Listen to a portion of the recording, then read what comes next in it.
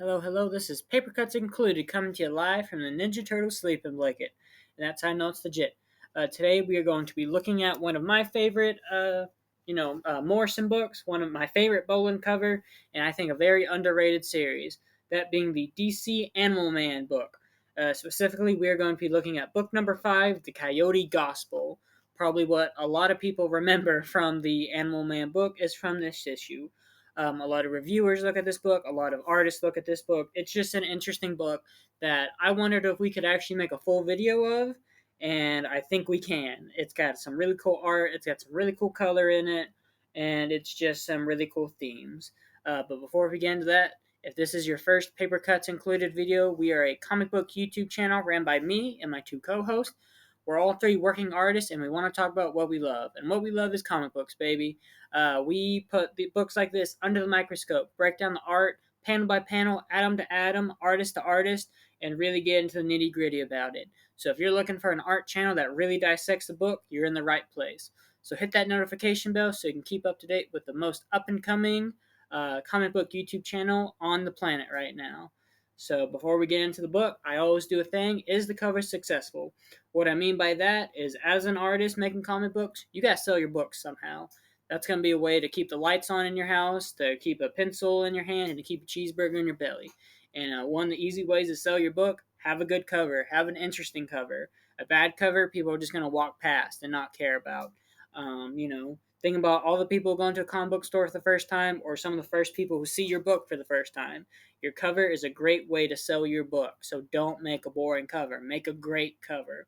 And I think this is a very striking cover. I think a lot of people would stop to look at this. I'm going to argue and say it's a perfect cover, a 10 out of 10. Fight me on that if in the comments if you think I'm wrong. Maybe it's more so a 9 out of 10, but I think it's a 10 out of 10. I think it has great iconography. Our Animal Man character, his hands spread across like the crucifixion scene on a cross. I think that's going to get a lot of people's attention. The coloring's great. I think the font of Animal Man really comes through really well, and the colors of Animal Man and the artist's hand looks really good. I think the colors pop out against the black and white, and I think it's going to get a lot of people's attention in a good way. So I think it's a perfect cover. I think a lot of people who saw this when they came out probably picked it up and at least was like, "Whoa, what's going on with Animal Man? What's this B-roll character or maybe even C-roll character?" So I think it's a great cover. It's my favorite, one of my favorite, or no, it is my favorite Animal Man cover. I think it's great. This is my favorite Animal Man book in the series, just because it's wild, it's goofy, and it's got an interesting story to it. So let's get into it. I apologize if you hear me sniffle a lot. We've been going swimming a ton, and my sinuses always give me a little bit of a "why'd you do that, you stupid mofo" moment after I swim. So let's get into the book though.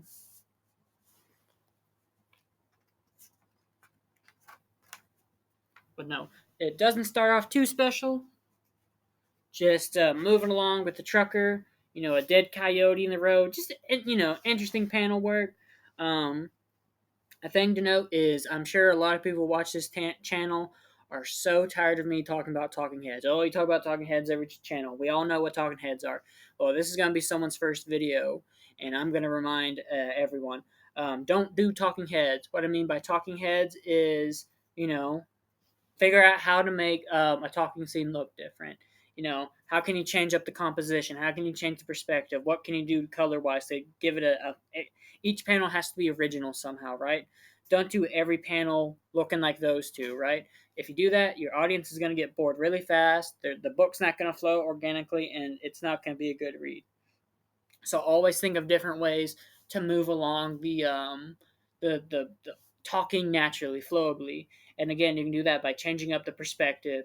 Doing them talking far away in the truck, then doing close-ups of their face, one for each, both of them in a panel, close-ups of a chest, close-ups of a picture, stuff like that. Think of things you can do. Also coloring. Doing this. That great duotone, or I guess that's not duotone, whatever tone that is.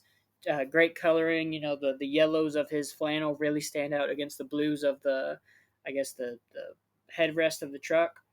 It just works really well. And if you're struggling at this, if because talking heads, I feel like is a problem a lot of newer comic book artists have.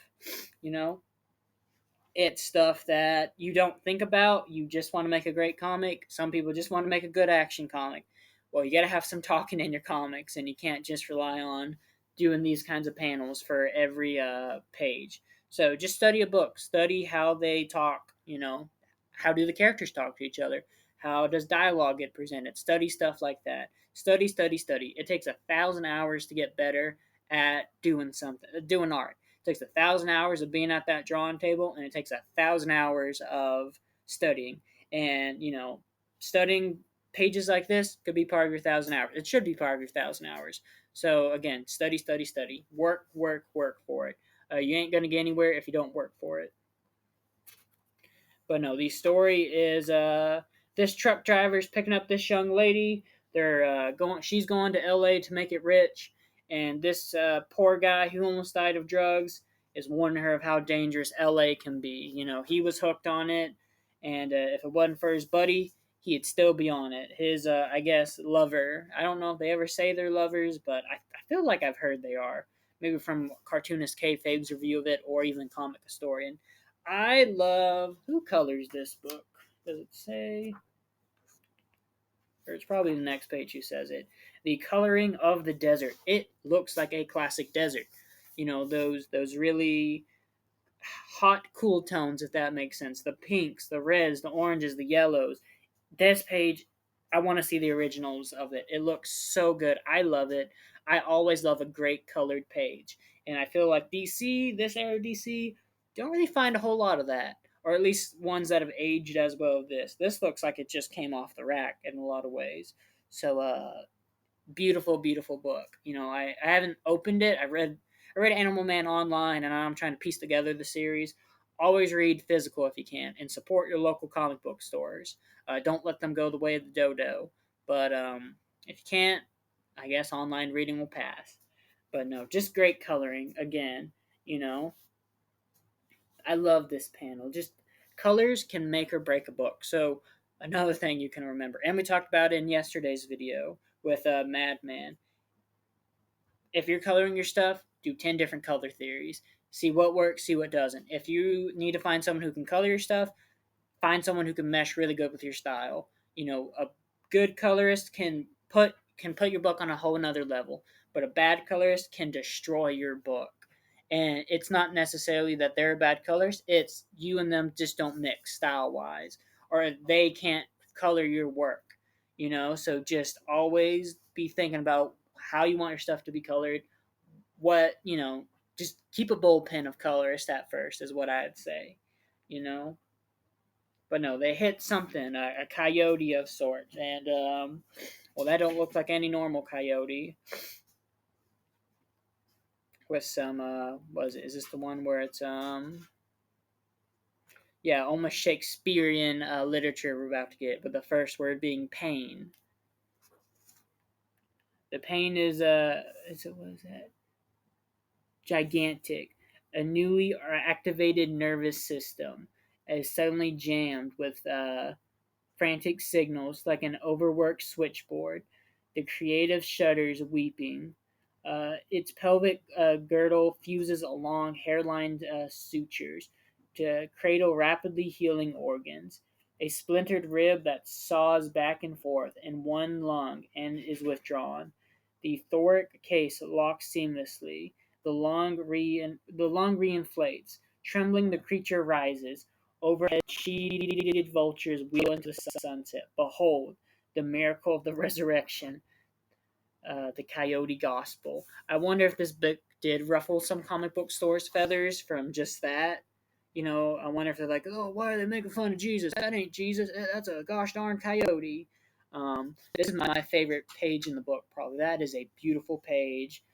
Grant Morrison, the writer, Chaz Trog and Doug Hazelwood, the artist, Joe Costanza, the letterer, he letters so much. He lettered Ronin. That's what I know him best for.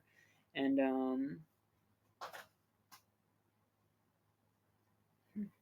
I don't know. I thought it said someone else was the cover artist, Matt Bolin, but no. This panel, this page is how you make a great title page. You know, this is a perfect title page in my opinion. I think it's amazing. It's one of my favorite title pages I've ever seen. I need to buy another one of these so I can frame this page. It's just beautiful. The coloring is so good on this book. That's probably my biggest takeaway from this reread of it is that the coloring is on par. It's not on par. I feel like it. This is just the best book in the series, art wise. Maybe now I want to reread Animal Man and see what the rest are like. Which Animal Man, it's good. It's solid. It's great. Grant Morrison. There's some filler issues you can probably skip, and then you're going to be out of it in 20 issues. So quick read.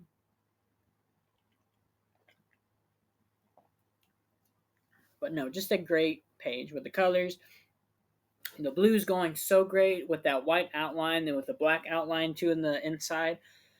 Works great with the orange background. There's some directional movement with the vulture. You read that, and then you follow the vultures to our good old coyote. And then the phases, the orange, the pinks, and then the whites. I love it. It works so good. Like I said, I am a sucker for amazingly colored pages. Like I love black and white books, like Sin City, Hellboy, but man, a colored page can really shine so good. Like this is another. I'd love to see the original pencils if those are available. Let me know if you have seen it, know where they are, that kind of stuff. And now we cut to our main, the namesake of the book, Animal Man, as nothing too special is happening. He's throwing out the meat because he wants everyone to become a vegetarian because he just can't do it anymore without kind of talking to his household, and they ain't too happy about it. Nothing too special with these two pages. Again, just some fun, different dynamics of talking heads. It is kind of borderlining on that. Oh, it's not that good, but it's okay. But nothing too special. Again, just nothing too special. Just a classic DC book in that regard from this time, I guess. From '88. Like the panels with Animal Man are probably the worst panels in this book. They're not bad, but they're I want to get back to the coyote. What you're back to?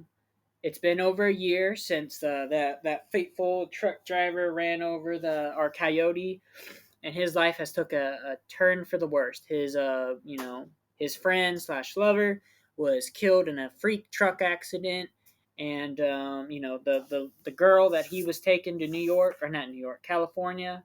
Well, she turned up as a prostitute and got killed in a drug raid in California. And so he thinks the thing he hit with his car was a demon. He's been cursed, and he's out here to kill it. Dynamite, a gun. He has to. It's the only way to avenge his fallen I guess his partner, and this girl who was cursed also. What a great ad right here, and we'll talk more about this ad in a second. But just the coloring's great. That orange, that pink, having the sand be pink in some of these panels, I think it really works really well. I don't think you'd lose a lot if it was yellow, but I do think you would lose that kind of depth if it was yellow. It'd look a lot I don't know, closer, I guess. Would that be the right word? The clouds are very stylized. I just noticed that in this reread, which we'll get to why they're probably stylized. It's like they look like a Looney Tunes cloud or something. And spoiler alert, our coyote is the Wile E. Coyote-esque character. This is Animal Man meets Looney Tunes, and just a great coyote turn. What would a DC Wild Coyote look? Well, I think he does it pretty good. I wish there was also Wile E. Coyote like add there too to compare it. That would have made this book go up another notch, in my opinion. But no, he shoots poor old Wiley. He falls down the canyon, and of course, a big old rock falls right on him. You know, that is an amazing panel right there. That coloring, just choosing to like if that was a blue white background, it would not look as intense. Like when I say color theory, you gotta do your color theory. What works, what doesn't, because practicing stuff like that, you'll get some amazing results. Like that yellow font's ingenious doing it. I don't know if Joe Costanza colored his lettering or not, but I think it just fits so good there. The directional movement of the bullet with that yellow line, just impeccable. Just think out of the box with your colors. What can you do? Don't go extreme with it, but just mess around with it. What works, what doesn't, and practice, practice, practice, and then you'll get a great panel like that. That some nerd like me will rave about. This book was in '88. We're in 2024 now. I think that's an amazing panel. Probably better than some of the panels that Marvel and DC are putting out today. Certain This panel certainly isn't made from AI art. No, sir, none of that Batman AI art around here. And then just a great seeing our poor coyote fall. Just tis what would kill him? Nope, rock falls on him. With more of that Shakespearean. The first bullet, a semi-jacketed hollow point, shatters the devil's collarbone. It smashes its shoulder blade like a china plate. Briefly, its felt pedal empty air. Oh no! Briefly, its feet pedal empty air, and then it goes down. An outcrop breaks its spine. A second impact crushes its skull, unhinges its jaws, snaps both legs, and hits bottom, blind and quadriplegic, and it's still alive. This poor guy can't die like a wily coyote.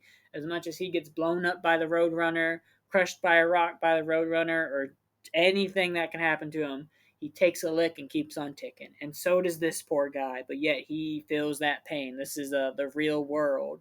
So he's not going to be too happy about it. And it's just great artwork. The paw coming up. What a fun book to show your character going through the ringer, doing all those different poses, the death rattle pose, the poor arm stretching out, the vultures all around. It's it's a fun book, and I feel like that's another big takeaway. This is a fun book with a lot of story implications too. It does set the pace for Animal Man of kind of the overarching themes, you know. And of course, this one will be a Looney Tunes character if a big old rock doesn't fall on him. So of course it does.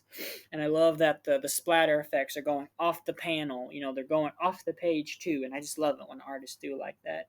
So mess around with your compositional work too. As he's getting down there, Poro. That's such a great panel too. That I love that panel. When they do the coyote so good here. It's so good. Like you can't say that's not a good panel. Even Animal Man here cutting into both panels. That's a cool look. That'd be just a good portfolio piece for Animal Man too. If you had to have like some of his best images, it's great. He's coming through. But so,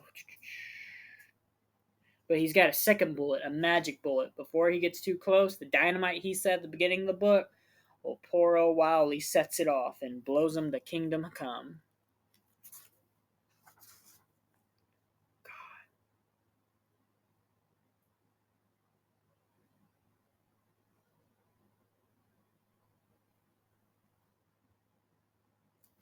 Just that panel and that panel, like that's showing your anatomy skills right there, kids. Like I stand corrected. This is, or I guess that the one I said was my favorite panel. That was my favorite one-page spread. This is my favorite panel in the book. It looks so good. He draws this coyote so well, and also just the skill of anatomy, those leg muscles, those arm muscles, that not doing pupils. It really does sell that. It's This artist knows his anatomy, and you got to know your anatomy. Don't be a chump and say, "Oh, I'll be so stylized, it won't matter." You got to learn the rules to break it. Is what a professor I did not like in art school told me. So study it. Study your anatomy. It'll come in handy. I've met artists who refuse to, though. That they say, "Oh, my style it trumps anatomy. I'll do what I want." That's an approach to it. I don't disagree, but I think everyone should just study it too. Don't just immediately stick your nose at it. But there's my little art college rant. But it's just good. Even the coloring, the smoke being purple coming off it. I think if it was white, you would lose a lot of the kind of intenseness of it, But I think that pink magenta looks really good there. Excuse me, but we get the coyote's name. I can't remember his name, so that's why I've been calling him Wildy Coyote. But apparently, his name is Crafty, and Crafty is from another world, another a Looney Tunes world where you know they they get blown up, they get smashed, and yet they're fine. Look, that's the Roadrunner right there. That's Wildy Coyote, even with an Acme cannon, but it's Ajax. It's what a fun book. Again, it's so ingenious, mixing a DC book with what would actually happen if Looney Tunes were in the real world. You know, I don't know how they came up with that, but Crafty met his creator. And his creator, the artist, sent him to this the second reality. So where we live is second reality, and he still can't die, but yet this time he feels all that pain, and that's got to be a horrible way to live. Get blown up, get smashed. You have none of your friends, and yet you can't die. I also like how he loses his gloves in our reality. He don't got those pearly white Mickey Mouse gloves. That's a fun little tidbit. A fun little. I don't know. I just think that's cool. But no, just he gets blown up, he gets smashed, and it's just horrible. You know, he wants to and all he's doing is just hoping he can go back to his home one day and help overthrow that creator, overthrow why do we all have to hate each other and get hurt. And the funniest joke in this book is that it's in a language that Animal Man can't read. So this very important 3-page little, the story of Crafty, it doesn't matter. No one's gonna know it. And it's like, oh, they can translate it. Nope, he dies.